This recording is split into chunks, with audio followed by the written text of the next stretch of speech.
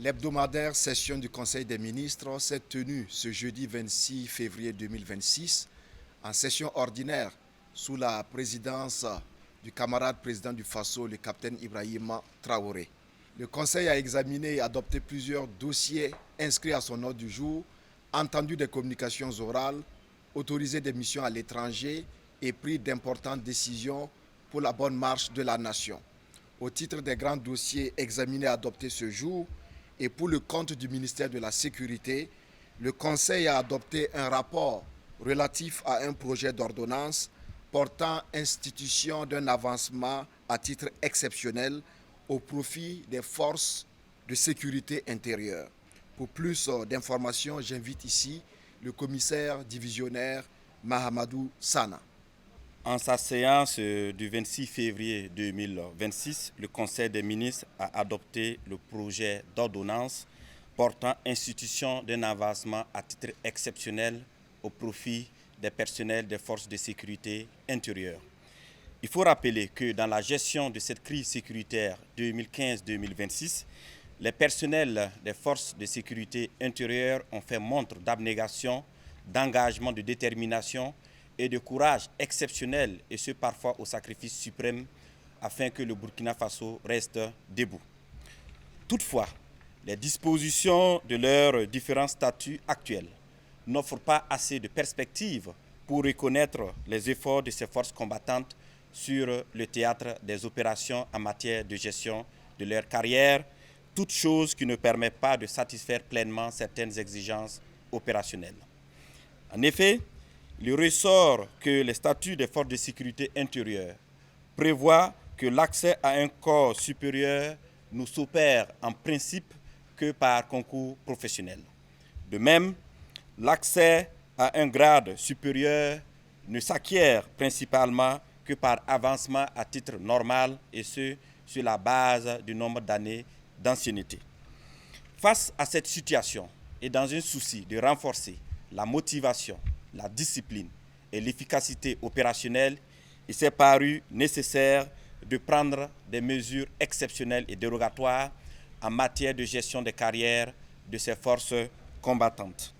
Ces mesures concernent essentiellement l'avancement à titre exceptionnel, soit de grade en grade, soit avec un accès à un corps immédiatement supérieur en reconnaissance des faits d'éclat ou des services exceptionnels rendus à la nation en temps de paix ou en temps de crise ou en temps de conflit armé ou même lors d'une mission spéciale.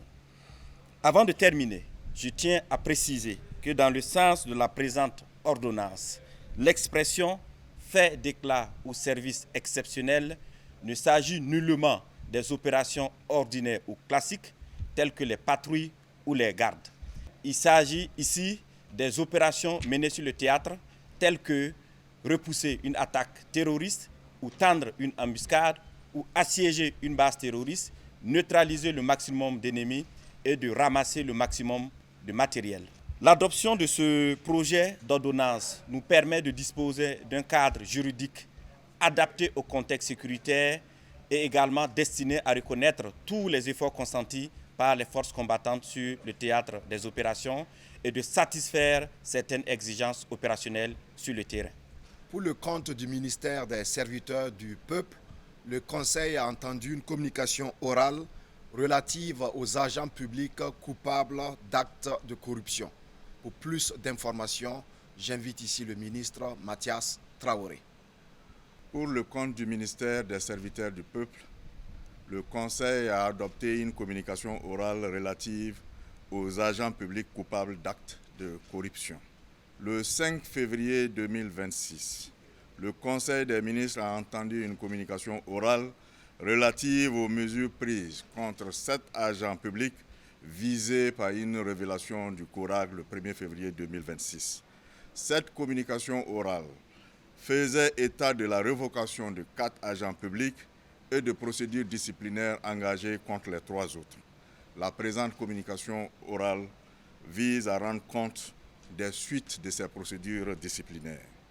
Au titre du ministère de la Sécurité, M.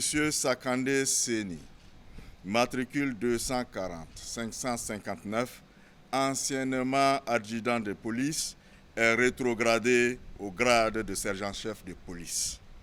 Au titre du ministère de la Santé, le Conseil des ministres a adopté un rapport portant révocation de M. Boa Jacques, matricule 278 480M, médecin spécialiste en stomatologie et chirurgie maxillofaciale. Au titre de la mairie de Ouagadougou, M. Ouedraogo Abdul Rachid, matricule 1104 2021 0068, agent de police, est relaxé au bénéfice du doute. Ces trois mesures mettent fin au traitement réservé à la révélation faite par le CORAG le 1er février 2026. C'étaient là les principaux dossiers adoptés ce jour par le Conseil des ministres. Je vous remercie.